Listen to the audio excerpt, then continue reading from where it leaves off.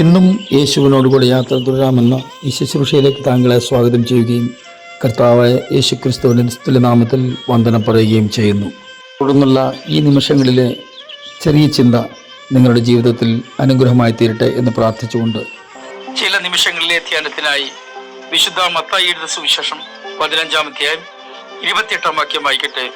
സ്ത്രീയെ, നിന്റെ വിശ്വാസം വലിയത്, നിന്റെ ഇഷ്ടം പോലെ നിനക്ക് ഭവിക്കട്ടെ എന്ന് ഉത്തരം പറഞ്ഞു.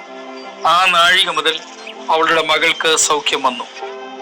നമ്മുടെ വാഴ്ത്തപ്പെട്ട മശിഹാ തമ്പുരാന്റെ പരസ്യ ശുശ്രൂഷ കാലയളവിൽ സംഭവിച്ച ഒരു അത്ഭുതത്തിന്റെ പശ്ചാത്തലമാണ് ഇതിന് പിന്നിൽ നമുക്ക് മനസ്സിലാക്കാൻ കഴിയുന്നത്. അതായത് ഈ അധ്യായത്തിന്റെ 21-ാം വാക്യം മുതൽ നമ്മൾ വായിക്കണം. 21-ാം വാക്യം ഞാനൊന്ന് വായിക്കാം.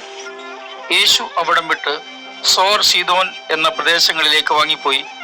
ആ ദേശത്ത് നിന്ന് ഒരു കനാന്യ സ്ത്രീ വന്ന് അവനോട്, കർത്താവേ, ദാവീദ് പുത്ര, എന്നോട് കരുണ തോന്നണമേ, എൻ്റെ മകൾക്ക് ഭൂതോപദ്രവം കഠിനമായിരിക്കുന്നു എന്ന് നിലവിളിച്ചു പറഞ്ഞു.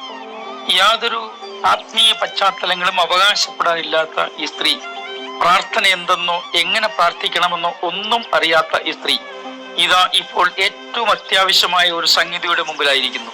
പക്ഷേ അവൾക്ക് വേണ്ടുവണ്ണം പ്രാർത്ഥിക്കാൻ അറിയില്ല. ഇതെങ്ങനെയാണ് ഈ വിഷയം കർത്താവിനെ അവതരിപ്പിക്കേണ്ടത് എന്നും അറിയില്ല. പണ്ടൊക്കെ ഡോക്ടർമാരുടെയൊക്കെ അടുക്കി ചെല്ലുമ്പോൾ ചില ആളുകൾ അങ്ങോട്ട് നിർദ്ദേശിക്കും ഏത് രീതിയിലുള്ള ചികിത്സയാണ് അവർക്ക് ലഭിക്കേണ്ടത് എന്നൊക്കെ. കുത്തിവെപ്പ് അല്ലെങ്കിൽ ഇഞ്ചക്ഷൻ പേടിയുള്ളവരായിരിക്കും ഇങ്ങനെ നിർദ്ദേശത്തിനൊക്കെ ചെല്ലുന്നത്. എനിക്ക് കുത്തിവെപ്പ് വേണ്ട, ഗുളിക മതി, കുടിക്കാൻ എന്തെങ്കിലും മരുന്ന് മതി, എനിക്കിവിടെ കിടക്കാൻ വയ്യ, അതായത് അഡ്മിറ്റ് ചെയ്യരുത്, ഇങ്ങനെയുള്ള പല നിർദ്ദേശങ്ങളും. ഈ സ്ത്രീ യേശുവിൻ്റെ അടുക്കൽ എത്തിയിട്ട് യേശുവിനോട് അവളുടെ പ്രശ്നങ്ങൾ വളരെ ചുരുങ്ങിയ വാക്കുകളിൽ അവതരിപ്പിക്കുന്നു. സത്യത്തിൽ അതൊരു നല്ല കാര്യം തന്നെയാണ്. കർത്താവ് ഒരു വാക്ക് കൽപ്പിക്കണമെന്നോ അല്ലെങ്കിൽ എൻ്റെ വീട്ടിലേക്ക് വരണമെന്നോ ഒന്നും പറയാൻ അവൾ ശ്രമിച്ചില്ല. ഒരുപക്ഷെ അവൾക്ക് അറിയുകയുമില്ലായിരിക്കാം. സത്യത്തിൽ പ്രാർത്ഥന എന്ത് എന്നറിയുന്നതിനേക്കാൾ കർത്താവ് ആര് എന്നറിയുന്നതാണ് ഏറ്റവും പ്രധാനം. കർത്താവിനെ വാസ്തവമായി മനസ്സിലാക്കാൻ കഴിയാത്ത ഒരാളിന് അല്ലെങ്കിൽ കർത്താവിനെ വാസ്തവമായി തിരിച്ചറിയാൻ പറ്റാത്ത ഒരാളിന് പ്രാർത്ഥിച്ചത് കൊണ്ടെന്നാണ് പ്രയോജനമുള്ളത്. പ്രാർത്ഥന ചുരുങ്ങിയതായിരുന്നെങ്കിലും അവൾ കർത്താവിനെ അറിഞ്ഞ 2 കാര്യങ്ങൾ അതുപോലെ വെളിപ്പെടുത്തി. ഒന്ന്, കർത്താവ് കരുണയുള്ള ദൈവമാണെന്ന് അവൾക്ക് ബോധ്യപ്പെട്ടിരുന്നു. അതുകൊണ്ട് അവൾ പറഞ്ഞു, കർത്താവേ, എന്നോട് കരുണ ഉണ്ടാകണമേ.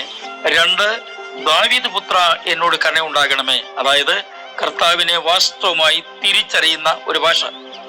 വലിയ പാരമ്പര്യം അവകാശപ്പെടുന്നവരുൾപ്പെടെ ഉള്ള പലരും പ്രാർത്ഥിക്കുന്നത് കേട്ട് കഴിഞ്ഞാൽ നമ്മൾ തന്നെ സങ്കടപ്പെട്ടു പോകും. വാസ്തവത്തിൽ ഇത് പ്രാർത്ഥനയാണോ? നമ്മൾ ഏറ്റവും പ്രധാനമായി അറിയേണ്ട ഒരു കാര്യം, പ്രാർത്ഥിക്കുന്നതിന് മുമ്പ് കർത്താവിനെ തിരിച്ചറിയുക എന്നുള്ളതാണ്. ഇവിടെ നമ്മൾ കണ്ട ഈ സ്ത്രീക്ക് കർത്താവുമായി വ്യക്തിപരമായി യാതൊരു ബന്ധവുമില്ല. അവകാശപ്പെടാൻ അവർക്കൊന്നുമില്ല. അവർക്കാകെ ഒരു കാര്യം പറയാനുള്ളത്, കരുണ തോന്നണം കർത്താവേ എന്നോട് എന്നു മാത്രമാണ്. നിങ്ങൾ അരുമനാഥനുമായി വ്യക്തിപരമായി ബന്ധമുള്ള ആളാണെങ്കിൽ നിശ്ചയമായും കർത്താവിനോട് യാതൊരു നിർദ്ദേശവും കൊടുക്കേണ്ടതില്ല. കർത്താവിനറിയാം നമുക്ക് എന്താണ് വേണ്ടത്, എപ്പോഴാണ് ഇത് ചെയ്ത് കിട്ടേണ്ടത് എന്നൊക്കെ.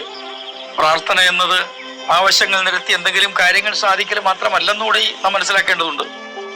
ലോകത്തിലുള്ള എല്ലാവരോടും കരുണ കാണിക്കുന്ന ദൈവമാണ് നമ്മുടെ ദൈവം. പക്ഷേ കർത്താവിനെ വ്യക്തിപരമായി അറിയുന്നു എന്ന് അവകാശപ്പെടുന്നവർ ശ്രദ്ധിക്കേണ്ട ഏറ്റവും പ്രധാനപ്പെട്ട കാര്യങ്ങളിൽ ഒന്ന്, അരുമനാഥന്റെ ഗിരിപ്രഭാഷണം ശ്രദ്ധിക്കുമ്പോൾ നമുക്ക് മനസ്സിലാക്കാൻ കഴിയും. അതായത് വിശുദ്ധ മത്തായിയുടെ സുവിശേഷം തന്നെ 5-ാം അധ്യായം 1-ാം വാക്യം മുതലാണ് 7-ാം വാക്യം മാത്രം ഞാൻ വായിക്കാം. കരുണയുള്ളവർ ഭാഗ്യവാന്മാർ, അവർക്ക് കരുണ ലഭിക്കും. ഇന്ന് പലരും ദീർഘമണിക്കൂറുകൾ പ്രാർത്ഥിക്കുന്നുണ്ട്, ഉപവസിക്കുന്നുണ്ട്, ദൈവസന്നിധിയിൽ സമയം ചെലവഴിക്കുന്നുണ്ട്. പക്ഷേ പലരുടെയും ഹൃദയം ഫറവോനേക്കാൾ കഠിനമാണ്. ഹൃദയകാഠിന്യ മത്സരത്തിന് ഫറവോനെ തോൽപ്പിക്കുന്ന കാഠിന്യം ഉള്ളവരാണ് പലരുമെന്നത് യാതൊരു സംശയമില്ലാതെ നമുക്ക് നമ്മുടെ അനുഭവത്തിൽ ഓരോരുത്തർക്കും അറിയുന്ന കാര്യമാണ്. അതുകൊണ്ട് ദൈവസന്നിധിയിൽ പ്രാർത്ഥനയ്ക്കായി മുഴങ്കാലുകൾ മടക്കുമ്പോൾ നമ്മൾ കരുണ കാണിക്കേണ്ടവരോട് നമ്മൾ കരുണ കാണിച്ചിട്ട് വേണം ദൈവസന്നിധിയിൽ കരുണയ്ക്കായിട്ട് ഓടിച്ചെല്ലേണ്ടത്. കർത്താവുമായി വ്യക്തിപരമായി ബന്ധമൊന്നുമില്ലായിരുന്നു ഇവർക്ക് എന്ന് ഞാൻ പറഞ്ഞല്ലോ. എങ്കിലും അവരിലൂടെ നമ്മൾ ചില പാഠങ്ങൾ പഠിക്കേണ്ടതുണ്ട്. ഒന്നാമതായി നാം മനസ്സിലാക്കേണ്ടത്, ഇവർ കർത്താവിനെ കുറിച്ച് അറിഞ്ഞ സത്യത്തിൽ ഉറച്ചു നിന്നു. തുടർന്നുള്ള വാക്യങ്ങളിലാണ് നമുക്ക് അത് ബോധ്യപ്പെടുന്നത്. നമ്മളൊക്കെ പലരും എത്രയോ നാളുകളായി അനേക വിഷയങ്ങൾ പ്രാർത്ഥനയ്ക്ക് വേണ്ടിയിട്ട് ദൈവസന്നിധിയിൽ വെച്ചിട്ട് കാത്തിരിക്കുകയല്ലേ? ഇതുവരെയും പലതിനും മറുപടി ലഭിക്കാതെ നമ്മുടെ ഉള്ളിൽ നിരാശ ബാധിച്ചു തുടങ്ങിയെങ്കിൽ ഈ സ്ത്രീ നമ്മുടെ മുമ്പിൽ നിൽക്കുന്നു. അവർ നമ്മെ പഠിപ്പിക്കുന്ന പാഠങ്ങൾ ശ്രദ്ധയോടെ പഠിച്ചാൽ നിശ്ചയമായും ദൈവസന്നിധിയിൽ നിന്ന് മറുപടി ലഭിക്കുന്നത് എങ്ങനെയെന്ന് നമുക്ക് മനസ്സിലാക്കാൻ കഴിയും. വലിയ പാഠങ്ങൾ പഠിക്കാൻ വലിയ ആളുകളുടെ അടുക്കൽ പോകണമെന്നില്ല. വലിയ പാഠങ്ങൾ പഠിക്കാൻ നമ്മൾ പ്രതീക്ഷിക്കുന്നതിനേക്കാളുമൊക്കെ ഏറ്റവും ചെറിയവരിൽ നിന്നായിരിക്കാം അത് ലഭിക്കുന്നത്. പഴയ നിയമ പ്രവാചകന്മാരുടെ പേരുകളിൽ ശ്രദ്ധേയമായ പേരുകളിൽ ഒന്നാണ് യിരെമ്യാ പ്രവാചകൻ എന്നത്. എന്നാൽ ഞാൻ എൻ്റെ സ്വന്തം ഭാഷയിൽ ഇങ്ങനെയാണ് പറയുന്നത്: യിരെമ്യാവ് പ്രവാചകനെ പണി പഠിപ്പിക്കാൻ തമ്പുരാൻ യിരെമ്യാവിനെ കൊണ്ടുചെന്ന് വിട്ടത് ഒരു കുശവന്റെ പണിപ്പുരയിലാണ്. നമുക്ക് ദൈവിക ജ്ഞാനത്തിനായി ദൈവസന്നിധിയിലേക്ക് ഓടിച്ചെന്ന് കർത്താവിനോട് കരുണയ്ക്കായി പ്രാർത്ഥിക്കാം.